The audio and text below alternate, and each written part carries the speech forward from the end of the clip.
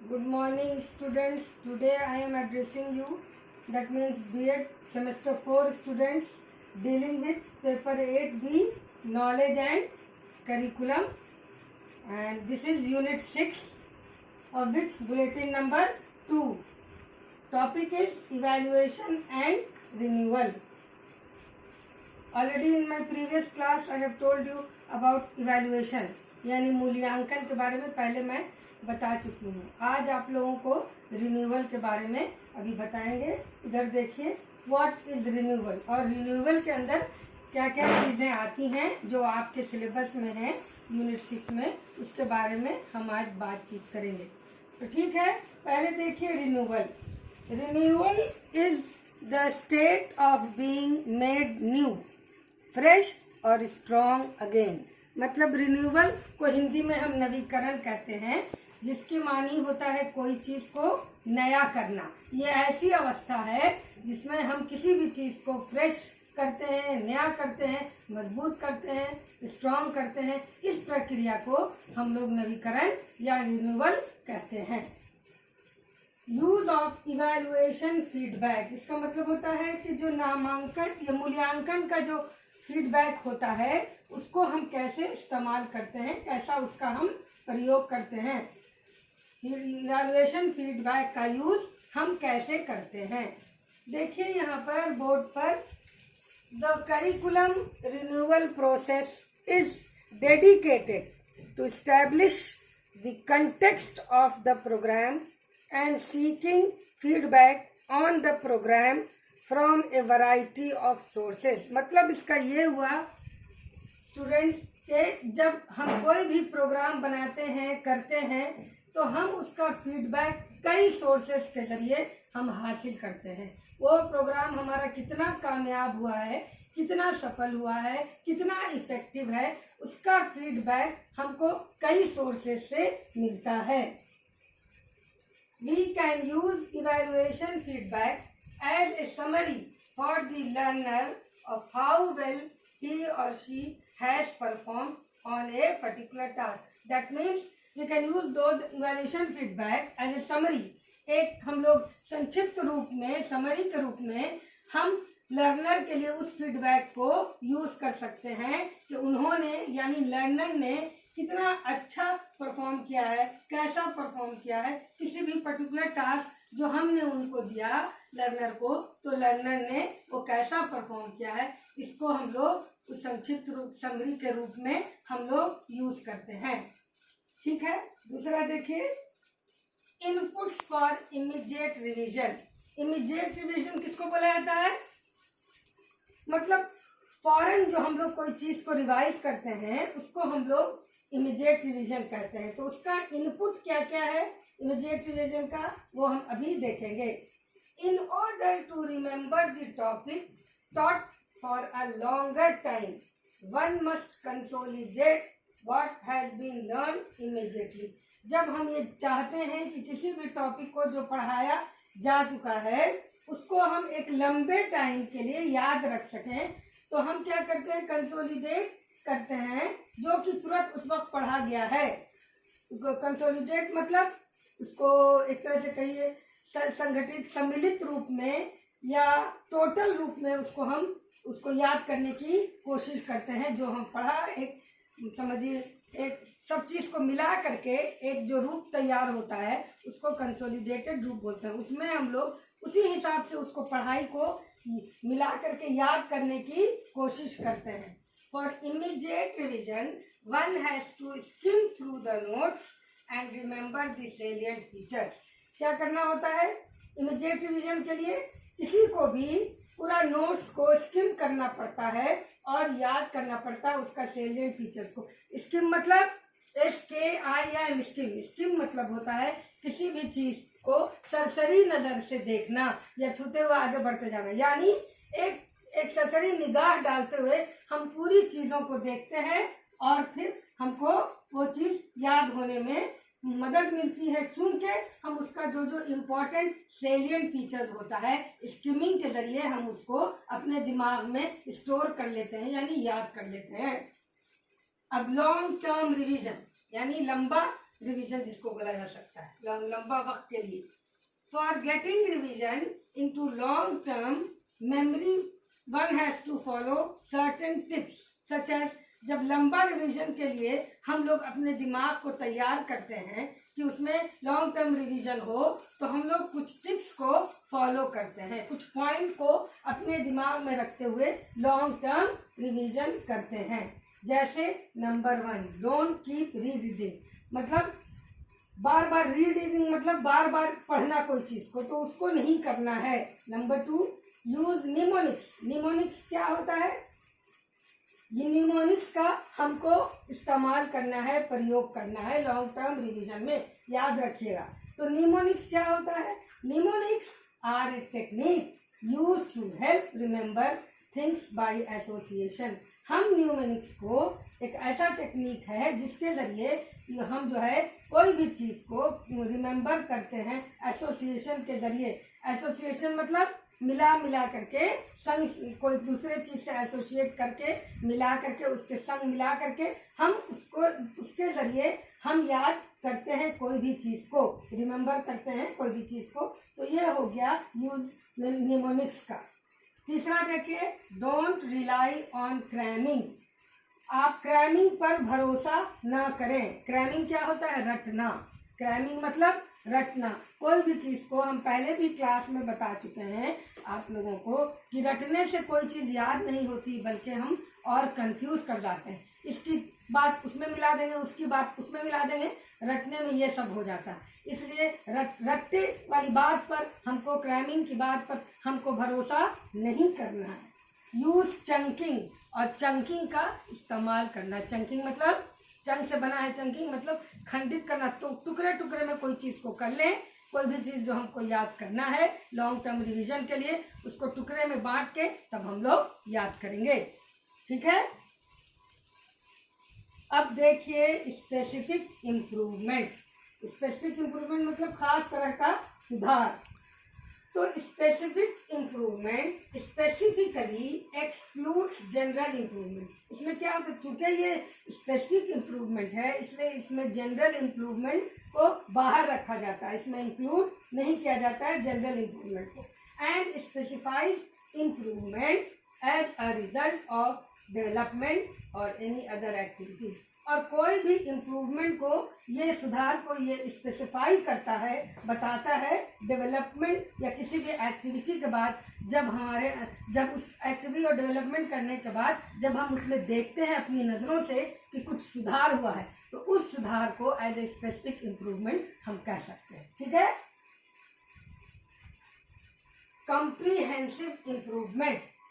Comprehensive improvement is that type of improvement which is of large scope. ये ऐसा improvement है comprehensive जो कि जिसमें लंबे क्षेत्र में, बड़े क्षेत्र में इसको देखा जा सकता है। कवरिंग और इन्वॉल्विंग मत, इस बड़ा क्षेत्र को कवर करता है कॉम्प्रिहेंसिव इम्प्रूवमेंट। ये ऐसा इम्प्रूवमेंट है जो कि लार्ज स्कोप, बड़े क्षेत्र को कवर करता है और उसमें इन्वॉल्व हो जाता है। It can also be said as thorough improvement in curriculum on the basis of need। इसको हम लोग thorough improvement भी कह सकते हैं।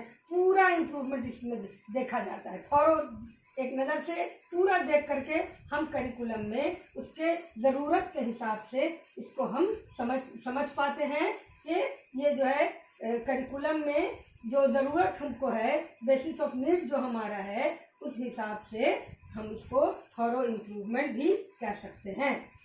अब हम लोग बुलेटिन 3 देखेंगे जो कि current provisions and practices for curriculum development है। मतलब इसका हिंदी में हुआ पाठ्यक्रम के विकास के लिए वर्तमान प्रावधान और अभ्यास। क्या हुआ इसका मानी? पाठ्यक्रम के विकास के लिए वर्तमान प्रावधान और अभ्यास। मतलब हम इसका मानी समझा रहे हैं, जैसे कि हम कोई पाठ्यक्रम को देखते हैं तो उसके विकास के लिए, उसके डेवलपमेंट के लिए हम जो है अभी मौजूद क्या क्या प्रोविजन है और क्या क्या प्रैक्टिस हम करते हैं, उसी को हमको current provisions and practices for curriculum development में देखना है। इधर देखिए बोर्ड पर, the development of an effective curriculum guide is a multi-stepped, ongoing and cyclical process. ये जिस तरीके से साइकिल घूमता रहता है उस टाइप से डेवलपमेंट जो होता है करिकुलम का, इफेक्टिव असरदार करिकुलम का, पाठ्यक्रम का, करिकुलम गाइड का, ये क्या है? मल्टी स्टेप ऑनगोइंग प्रोसेस है और साइक्लिकल प्रोसेस है, चलता रहता है। ये एक साइकिल में घूमता रहता है और चलता रहता है इसका development. The process progresses from evaluating an existing program to designing an improved program to implement a new program and back to evaluating the revised program. क्या है देखिए, इसमें जो प्रोसेस होता है वो उसका प्रोग्रेस को इवैल्यूएट करता है। एग्जिस्टिंग जो मौजूदा प्रोग्राम है, जो वर्तमान में हमारा प्रोग्राम चल रहा है, और उसको क्या करता है? एक अच्छा सुधरा हुआ प्रोग्राम डिजाइन करता है। इम्प्रूव्ड और अच्छा प्रोग्राम, सुधरा हुआ प्रोग्राम को डिजाइन करता है और एक नए प्रोग्राम को इम्प्लीमेंट करता है, चालू करवाता है। और फिर उसके बाद क्या करता है? जो भी रिवाइज प्रोग्राम आया नजर के सामने, ये सब करने के बाद फिर उसको हम लोग इवैल्यूएट करते हैं या मूल्यांकन करते हैं रिवाइज्ड प्रोग्राम का। ठीक है, अब हम लोग देखेंगे, now we will see the factors which are responsible for an effective curriculum development process. बहुत सारी चीज होती है जो असरदार पाठ्यक्रम के विकास को इफेक्ट करती है और अच्छा रिजल्ट देती है। तो उसमें बहुत सारे फैक्टर होते हैं, जैसे कि जिसको हम लोग अभी देखेंगे। जैसे कि number 1, effective planning. Effective planning मतलब क्या हो गया? असरदार योजना। योजना जो है असरदार होनी चाहिए, यानी जो भी योजना हम बनाते हैं इस चीज के लिए, करिकुलम डेवलपमेंट के लिए, वो अच्छा होना चाहिए, इफेक्टिव होना चाहिए। ठीक है। दूसरा है ऑर्गेनाइजेशन ऑफ प्लानिंग। दूसरा है ऑर्गेनाइजेशन ऑफ प्लानिंग, मतलब संगठित रूप में हमको योजना को करना है। कोई भी योजना जो हम बनाते हैं, प्लान करते हैं, वो उसका रूप संगठित रूप हो और अच्छे से काम करने वाली योजनाएं बनानी चाहिए। तीसरा, implementation of the organised planning. अब जब हम योजना बना लिए, संगठित रूप उसको दे दिए, सब कुछ कर दिए, तो फिर हम उसको इम्प्लीमेंट भी करेंगे, मतलब इसको लगाएंगे भी, इसको चालू करेंगे, तो वो इम्प्लीमेंटेशन होता है उस प्रोग्राम का। चौथा, इवैल्यूएशन ऑफ द इम्प्लीमेंटेशन। और जब हमने इम्प्लीमेंट कर लिया किसी भी प्लानिंग को अपने करिकुलम के अंदर, अपने क्लास के अंदर उसको चालू करवाए, स्टार्ट करवाए, इम्प्लीमेंट करवाए, तो फिर क्या करेंगे? इवैल्यूएट करेंगे, ताकि हमको उसका रिजल्ट सामने हमको मिल सके कि ये प्रोग्राम कितना सक्सेसफुल हुआ हमारा। ठीक है। अब देखिए ट्रांजैक्शन। ट्रांजैक्शन मतलब क्या? करिकुलम ट्रांजैक्शन, जो कि हम पहले क्लास में भी आपको बता चुके हैं। तो व्हाट इज करिकुलम ट्रांजैक्शन? फिर हम रिपीट कर रहे हैं। It is the process of planning और organizing the curriculum level in a particular subject area for different level of education and continuously monitor it while being implemented. मतलब क्या हुआ? ये एक ऐसा प्रोसेस है, करिकुलम ट्रांजैक्शन मतलब पाठ्यक्रम का लेन देन, मोटा मोटी समझ लो, पाठ्यक्रम का लेन देन हुआ ही। तो ये ऐसा लेन देन है, ये ऐसा प्रोसेस है जो कि प्लान के जरिए, ऑर्गेनाइज के जरिए, कोई चीज को संगठित रूप से करने के जरिए हम करिकुलम लेवल को, अपने पाठ्यक्रम के स्तर को एक कोई भी पर्टिकुलर सब्जेक्ट एरिया में, विषय स्वरूप में और डिफरेंट लेवल ऑफ एजुकेशन में लगातार मॉनिटर करते हैं। जबकि उसको हमने इम्प्लीमेंट कर दिया तो उसको फिर हम मॉनिटर करके भी देखते हैं। ठीक है, वही हुआ ट्रांजैक्शन। अब curriculum evaluation. This is a method for determining the value and effectiveness of any newly implemented curriculum। ये क्या है? ये ऐसा तरीका है, ऐसा मेथड है जो कि वैल्यू और उसका असर कितना हुआ है, इफेक्टिवनेस कोई भी नया इम्प्लीमेंट किए हैं जब हम पाठ्यक्रम को, तो उसका कितना असर हुआ, उसको उसके वैल्यू को डिटरमिन करते हैं, पता लगाते हैं वैल्यू को और इफेक्टिवनेस पता लगाते हैं। कोई भी न्यूली इम्प्लीमेंटेड करिकुलम का ये उसको पता लगाने का करिकुलम इवैल्यूएशन एक तरीका है, एक मेथड है। Including parents, teachers, community, administrator and curriculum publisher, इसमें सभी लोग इंक्लूड होते हैं, शामिल होते हैं। कौन कौन से? पेरेंट्स, बच्चों के पेरेंट्स, बच्चों के टीचर्स, कम्युनिटी, समुदाय और एडमिनिस्ट्रेटर और करिकुलम पब्लिशर, जो करिकुलम पब्लिश करता है उस भी इसमें इंक्लूडेड रहता है। अब हम देखेंगे curriculum renewal in school education. School education मतलब स्कूली शिक्षा, करिकुलम रिन्यूअल मतलब पाठ्यक्रम का नवीकरण। तो पाठ्यक्रम के नवीकरण में हम स्कूल शिक्षा में कैसे है वो हम अभी देखेंगे। Curriculum development and renewal is a multi phase process. ये मल्टी फेज प्रोसेस है, क्रिया है। करिकुलम का डेवलपमेंट और पाठ्यक्रम का विकास और उसका नवीकरण एक मल्टी फेज प्रक्रिया है, और जिसमें curriculum design, implementation, assessment and review सारी चीज़ें उसमें आती हैं। यानी करिकुलम कैसे बनता है, उसका डिजाइनिंग, इम्प्लीमेंटेशन जब हम उसको लगाते हैं, इम्प्लीमेंट करते हैं वो, असेसमेंट जब उसका नतीजा निकालते हैं, और रिव्यू जो फिर से दोबारा हम चेक करते हैं, रिव्यू करते हैं, वो हुआ। ठीक है। रिन्यूअल इन स्कूल एजुकेशन, नवीकरण स्कूली शिक्षा में। Renewal in school education is a change that support continuous examination and improvement of the education process at every level। क्या है ये रिन्यूअल जो स्कूल एजुकेशन का है, ये एक चेंज है, एक तरह का चेंज है, कहिए बदलाव है, जो कि सपोर्ट करता है क्या, लगातार जो एग्जामिनेशन होता है और शिक्षा के क्षेत्र में जो इम्प्रूवमेंट या सुधार होता है, जो भी काम में हर लेवल पर ये उसको देखता है। ये रिन्यूअल जो है स्कूल एजुकेशन का हमको पॉइंट आउट करता है improvement of the education process at every level, हर स्तर पर ये देखता है। The community benefits when the student and teachers work in positive support and learning environment. समुदाय क्या होता है, फायदा होता है समुदाय को, कम्युनिटी को बेनिफिटेड होता है, जबकि स्टूडेंट और टीचर दोनों पॉजिटिव सपोर्ट के लिए, एक अच्छा सपोर्ट के लिए और एक अच्छा हेल्दी और सीखने वाले लर्निंग इन्वायरमेंट माहौल में जब कुछ करते हैं तो हमारा कम्युनिटी बेनिफिटेड होता है।